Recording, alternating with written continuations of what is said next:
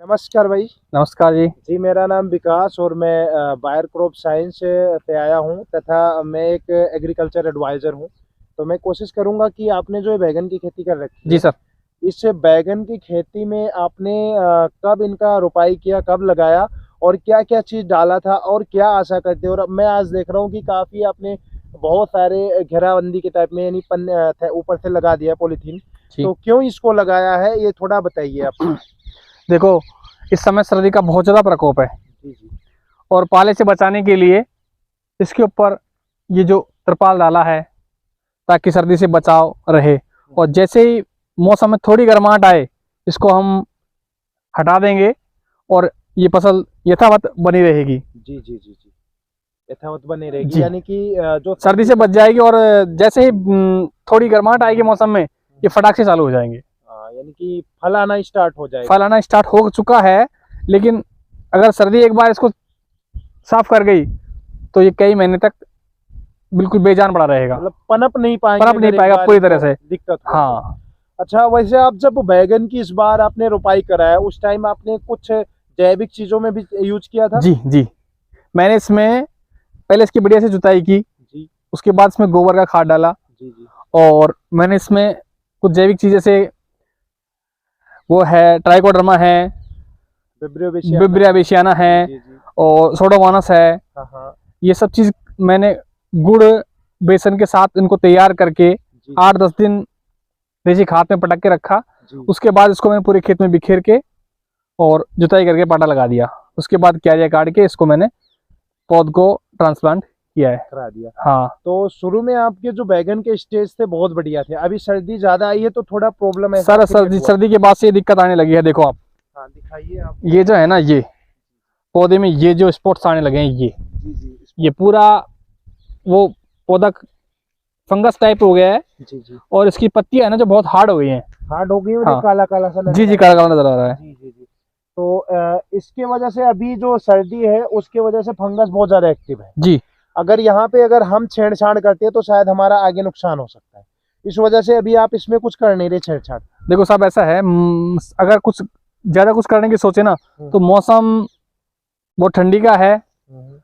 कुछ अच्छा करना चाहें और उसके साथ कुछ नुकसान हो जाए तो तो मेरा उसकी लाखों का वजह से, नुकसान हो सकता है। हाँ, हो सकता है, लाखों का हो लाखों सकता का हो सकता है सर। है। बिल्कुल हो सकता पिछली है। बार मैंने ये जो त्रिपाल नहीं लगाया था, जी, जी। आप ये मानो कि मुझे बहुत बड़ा नुकसान हुआ। और मेरा करीब 1 सवा बीघा बैंगन था, अच्छा। इस बार 3 बीघा के समथिंग बैंगन है हुँ, हुँ।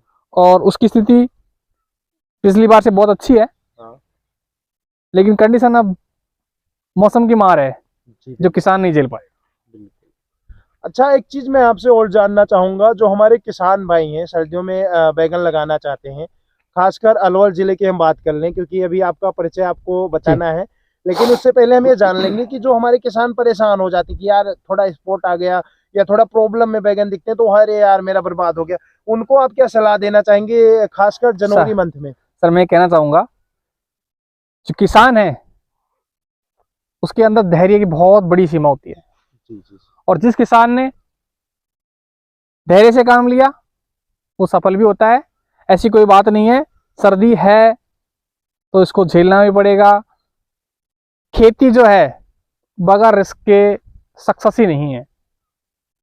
इसमें तो किसान को अपनी पूरा फोकस रखना पड़ेगा, जितनी मेहनत करेगा उतना ही उसका मुनाफा होगा। एक चीज़ और सरपंच जी हम आपसे जानना चाहेंगे, जैसे जी। कि मैं पिछली बार भी मैं आपसे लगातार कांटेक्ट में रहता हूँ और मैंने देखा है आप बहुत अच्छा खेती करते हैं। पिछली बार जो बैंगन आपने उत्पादन किया, शायद ये अलवर की हम बात कर सकते हैं कि वैसे बैंगन किसी के बैंगन में जितना आपने फल लिया, उतना कोई नहीं लिया होगा। जिस तरीके से आपके फल को मैंने देखा, पिछली बार आपने क्या बैंगन में आपको जो आप बरसात वाला लगाते हो, उसमें आपको जी। नुकसान हुआ या बेनिफिट हुआ? नहीं, मुझे काफ़ी अच्छा बेनिफिट हुआ। अच्छा। इस बार मुझे काफ़ी अच्छा बेनिफिट हुआ है। हुँ, हुँ। मतलब मैं पहले भी करता था लेकिन कभी अप कभी डाउन, होता रहता है। स्थिति बहुत वैसी थी, लेकिन इस बार बहुत बम्पर पैदावार हुई है मुझे जी, जी, जी। और मैं क्या कहूँ कि लाखों में कमाया है। ना ऐसा मैं कुछ वो नहीं है। देखा था इसलिए मैं पूछ रहा हूँ क्योंकि ये मैंने बहुत खुद अच्छा देखा है। प्रोडक्शन था साहब। जिस तरीके का प्रोडक्शन जिस था हाँ, और जिस जो तरीके से पौधे थे आपके ना, शायद मैंने किसी का नहीं देखा है। जो जिस लगन और मेहनत से मैंने काम किया हाँ, कोई करता भी नहीं है भाई। उसके हिसाब से मुझे काफ़ी अच्छा बेनिफिट मिला। देखो। काफ़ी अच्छा हाँ। बेनिफिट हुआ। और इसके अलावा आप और कई खेती करते हैं, आगे चल के आपकी मिर्च की खेती का जी, प्लान है, जी, जिसपे जी, हम लोग हाँ। काफी अच्छा कर सकते हैं। और एक बार अब हम आपसे आग्रह करेंगे कि आप अपना परिचय दे दें, कहाँ से हैं।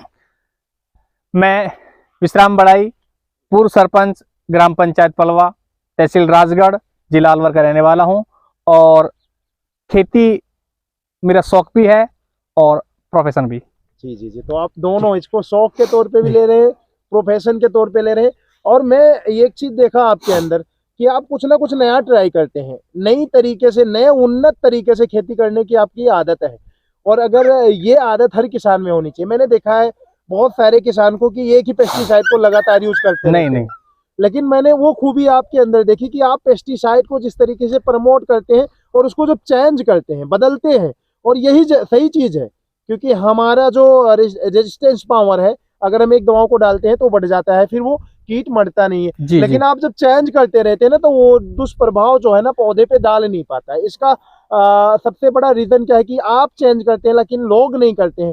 इसमें आपको क्या फायदा दिखा पिछले प्रोडक्शन को लेकर देखो देखा जाए तो। मैं पहले भी लोगों को बता चुका हूँ। जी जी एक मीटिंग के माध्यम से मैंने इसका खुलासा भी किया था कि भाई अपन जो किसान हैं एक चीज पकड़ लेते हैं जी, और उसी के पीछे दौड़ते हैं। बिल्कुल बिल्कुल। उससे जो इसमें जो कीड़ा लगता है, फंगस लगती है, उसका रेजिस्टेंस पावर बढ़ जाता है जी।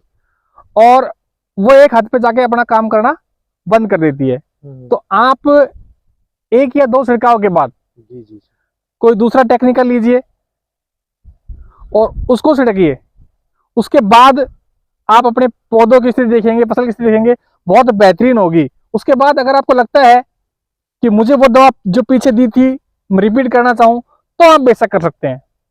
अच्छा, एक बात और हम आपसे लास्ट में पूछेंगे, बाकी तो आपसे मिलना जुलना रहता ही है। मैं आपसे ये पूछूंगा, जो पिछली बार आपने बैगन की खेती की, उसमें जो आपकी सफलता था, उसमें उस सफलता का क्या राज था? आपने किस तरीके से खेती में, थोड़ा बताइए, थोड़ा विस्तार से, अगर आप नहीं जानकारी दे सकते तो थोड़ा बताइए कि किन किन चीज़ों का आपने यूज किया जो आपके प्रोडक्शन को बराबर कंटिन्यू बनाए रखा और पौधे भी बना रहा और आपने लास्ट तक बढ़िया प्रोडक्शन लिया।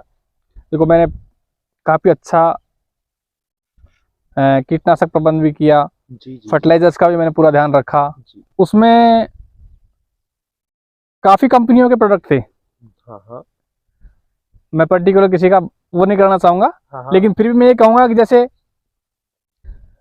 वायर है, डुपॉन्ट है, जी जी जी। इनकी जो चीजें हैं वो काफी अच्छी हैं। बासप भी और आपने यूज किया था? बासप का भी यूज किया था मैंने, गोदरेज का भी मैंने काम लिया था, जी जी जी। सारे प्रोडक्ट काम लिए थे।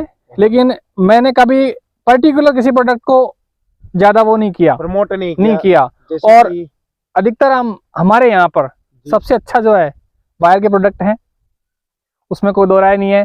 जैसे रिजेंट एससी है, उब्रान है, एंट्राकोल है जी जी और वाइगो है, यस यस। मोमेंटो है। ये काफी अच्छी चीजें हैं जिनका अगर कंटिन्यू किसान एक के बाद एक करके काम लेता रहे तो बेहतरीन परिणाम मिलेंगे आपको। और जबकि मैंने देखा है, जो जहाँ से आपने पलवा जैसे बताया, यहाँ के लोग ज़्यादा से ज़्यादा बढ़िया है, वो भी बहुत अच्छा ग्रुप है डाउ का, जिसका डेलीगेट वगैरह जी आता है, थ्रेशर आता है, वो यूज करते हैं। सर, हम बट उनको हमने, और आपने भी शायद सलाह दी, हमने भी एक बार ठीक, बताया था कि आप करिए यूज, डोंट वरी, बट लगातार आप एक ही चीज का नहीं कर सकते। ट्रेसर डेलीगेट जो है अपने आप में बहुत अच्छी चीज है, बहुत अच्छी चीज है। बहुत अच्छी चीज है।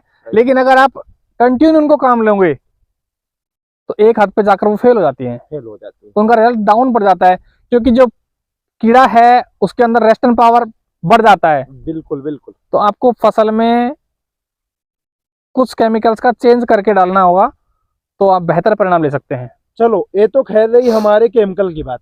अगर हम बात करें कि हमारा जो उत्पादन है, उसमें हमारे जैविक चीजों का कितना बड़ा रोल होता है, थोड़ा उस पर आप बताएं। क्योंकि हम जानते हैं केमिकल को हम पिला के फसलें नहीं पैदा कर सकते, इसलिए हमारे शरीर या हमारे खेत में दम भी होना चाहिए।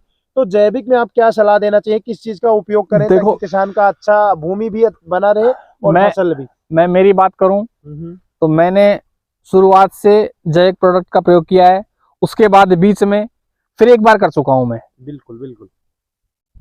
और मेरा उद्देश्य है, अभी मैं इसमें क्या वेस्ट डिकम्पोजर डालना चाहूंगा। जी जी। फिलहाल उपलब्ध नहीं है, व्यवस्था की है। Okay okay. उससे क्या है, जो जमीन में जो बैक्टीरिया हैं वो कई गुना एक्टिव हो जाएंगे। तो हमारा कंपोजर या bestie composer, best compost, vermi compost एक अलग चीज हाँ, हो गई। बेस्ट हाँ, कंपोजर क्या होता है थोड़ा बताइए इसके बारे में, नई चीज। उसके अंदर बैक्टीरिया होते हैं। Okay okay. उसको गुड़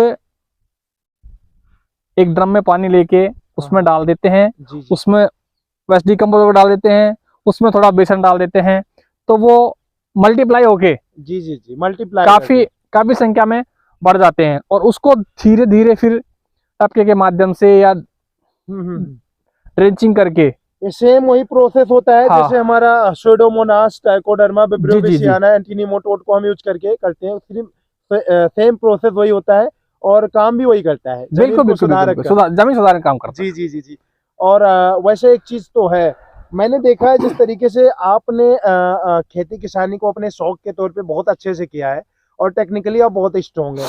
और बहुत सारे किसान मिलते भी हैं तो पूछते हैं, हम लोग उनसे पूछते हैं कि भाई एक बात बताओ आप कि आप जैविक क्यों नहीं ज़्यादा यूज नहीं करना चाहते। तो बोलते हैं यार उससे क्या होगा, हम तो यूरिया डाल देंगे एक कट्टा, उससे काम हो जाएगा, एक डीएपी डाल देंगे एक कट्टा। तो आपका क्या सलाह है इस पे कि यूरिया और डीएपी को किस तरीके से किसान भाई हमारे यूज करें? देखो, आज का जो समय है उसमें किसान अंधाधुंध जैविक खादों का प्रयोग न करके रासायनिक खाद पे अंधाधुंध जा रहा है। जी जी। अगर जैविक खाद का प्रयोग नहीं किया गया तो कुछ समय बाद हमारी जमीन जवाब दे देंगी, और कई क्षेत्र तो ऐसे हैं जो जवाब दे चुके हैं। बिल्कुल। हमारा ही जो एरिया है काफी साल बाद थोड़ा रिटर्न हुआ है। जी जी। हमारे यहाँ टमाटर इतना जबरदस्त होता था जी जो साफ हो गया, कहीं देखने को नहीं मिलता है। आंखों में लगाने के लिए टमाटर। मिर्च की खेती बहुत ज्यादा होती थी लेकिन बहुत कम है। बैंगन, मतलब अलवर डिस्ट्रिक्ट का सबसे अच्छा बैंगन पलवा गांव में होता था किसी जमाने में, आज बहुत कम हो गया है। उसका कारण यही है कि अंधाधुंध फर्टिलाइजर का प्रयोग करना, रासायनिक खादों का दुष्प्रभाव है। जी जी। और कुछ अब खेती थोड़ा उसको रेस्ट मिला है, कुछ किसान देसी खाद की तरफ उनका रुझान हुआ है, तो काफी कुछ हद तक जमीन में सुधार भी है।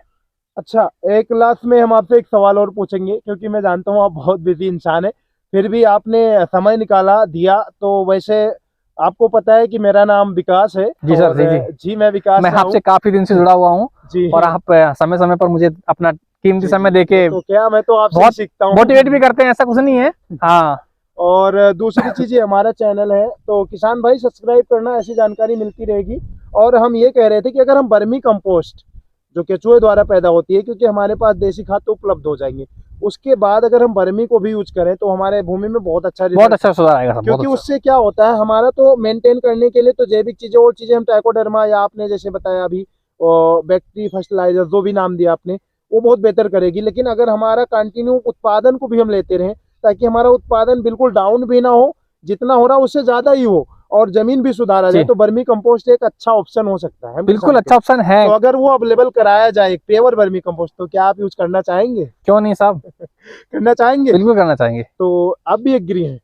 तो ठीक है किसान भाइयों, ऐसी जानकारी आपको इस चैनल पे मिलती रहेगी और ऐसे ही उन्नतशील किसान से आपको मिलवाते रहेंगे। बाकी ये सारा बैगन अब एक बार फिर से ध्यान से देख लो, 1-1.5 महीने बाद जब फरवरी में इनका प्रोडक्शन स्टार्ट होगा ना, तो एक बार फिर अब मैं आपको ला के यहीं पे और भाई साहब के साथ चर्चा करेंगे। आज देख लीजिए, आज 2 जनवरी है, आगे चल के जिस तारीख में हमारी बातचीत होगी आपको बताएंगे ताजा अपडेट।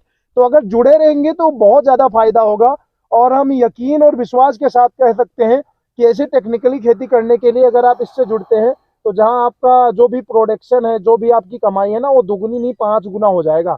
बस आपको इस चीज को ध्यान देना है। तो ठीक है, नेक्स्ट वीडियो में मिलते हैं, तब तक के लिए सभी किसान भाइयों को बहुत बहुत धन्यवाद और सबसे ज्यादा हमारे भाई साहब सरपंच जी का बहुत बहुत धन्यवाद। नमस्कार ठीक है साहब।